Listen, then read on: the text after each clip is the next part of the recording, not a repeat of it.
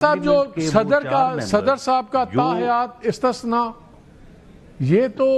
صحابہ کو بھی نہیں تھا، آپ نے صدر کو بھی دے دیا۔ یہ دیکھیں چلے سن لیں میں پہلی بات مالک صاحب مکمل کر لوں کہ جوڈیشل کمیشن جو ہے اس میں صرف یہ فرق آیا ہے 27ویں ترمیم سے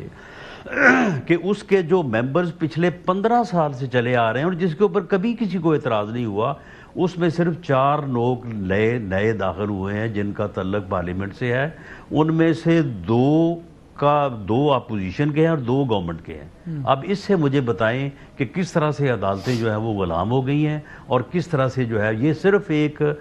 بیان دیا جاتا ہے کہ یہ عدالتیں تباہ ہو گئی، غلام ہو گئی اور جناب آئین کا جو ہے وہ بٹھا دیا گیا، لیکن کوئی نہ اس بات کو انالائز کرنے کو تیار ہے۔ رانا صاحب اس پہ علیحدہ شو کریں گے، اس میں بڑی باتیں ہیں، وہ بڑی لمبی بات ہو جائے گی، آج وقت نہیں ہے اس میں کوئی بات نہیں، ہم آپ کو دعوت دیں گے۔ اس میں مالک صاحب بڑی باتیں تو بہت، ایک بات بھی نہیں ہے، نہ کو آج تک کر سکا ہے۔ جتنے ہمارے قائدین اور اپوزیشن سے تعلق رکھنے والے دوست بات کرتے ہیں وہ صرف یہی ہے کہ بیان وہ جی آئین کو رانا صاحب اصل میں آج میرے پاس ٹائم بڑا تھوڑا ہے نا، آپ میں 2 چیزیں کرنا چاہ رہا ہوں۔ یہ بیان رہی بات استثناء کی بات سن لیں، آپ نے فرمایا کہ جی صدر کا استثناء۔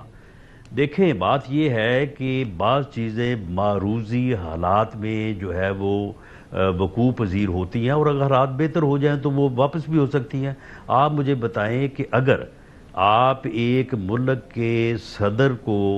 جو ہے وہ صدر کے عہدے سے ہٹنے کے بعد جو ہے اس کو 11 سال جیل رکھیں اور جیل سے جب وہ باہر آئے تو وہ بے گناہ ٹھہرے، کوئی کسی عدالت کی سزا نہ ہو، صرف آپ اس کو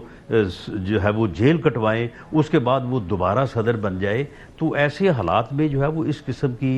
کا معاملہ جو ہے وہ ہو سکتا ہے۔ اور یہ استثناء صرف یہ ہے کہ اگر صدر صاحب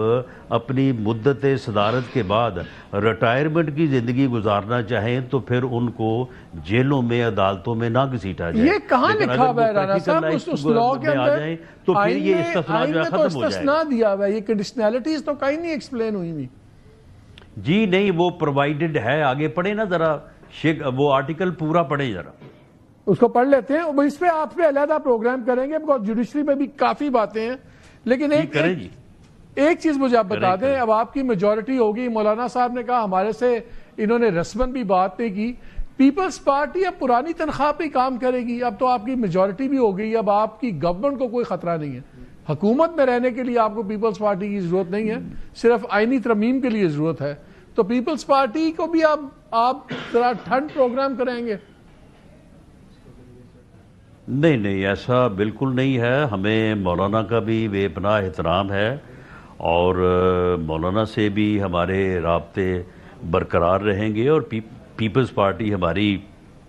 میجر کولیشن اپنا